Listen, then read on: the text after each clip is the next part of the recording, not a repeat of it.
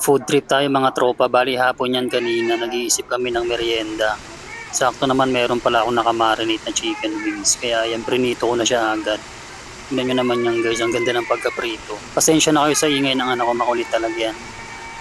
Hindi naman makulit. Gusto niya lang lagi siyang pinapansin lalo na pag may ginagawa siya. So ayan, baliktarin lang natin siya isa-isa para talagang maluto. Tapos pag malapit ng maluto yung chicken wings, siguro mga 3 minutes before maluto yung chicken wings, ilagay nyo na yung french fries nyo. Kung anong brand ng french fries kayo nang bahala dyan. Basta ako ito yung ginamit ko. Masarap din naman to. Sinabay ko sa pagprito ng chicken wings yung french fries para mas malasa. So ayan, sakto luto na yung mga chicken wings natin. Tanggalin na natin isa-isa. Paluto na rin dyan yung french fries. Actually, luto na yan guys. Medyo na well done nga lang.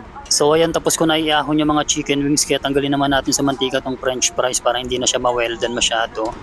Tapos ayan. Tapos nalagyan lang natin yan ng konting asin. Konting asin lang guys, pangpalasa lang. Wala nang maraming kung ano-ano pa. Mas masarap kasi pag asin lang.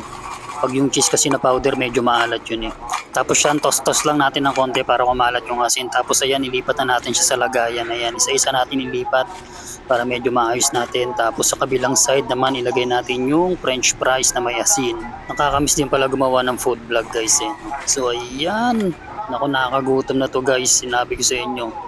Ang sarap niyan. Tapos lagyan natin ng ano yan syempre, sausawan. Ayan, gumawa na rin ako dyan ng mayo garlic. Napakasarap niyan guys, bagay na bagay yan sa chicken wings tsaka dun sa french fries. So ayan, luto na siya, look at that. Saktong sakto lang yung asin ng french fries para hindi maalat.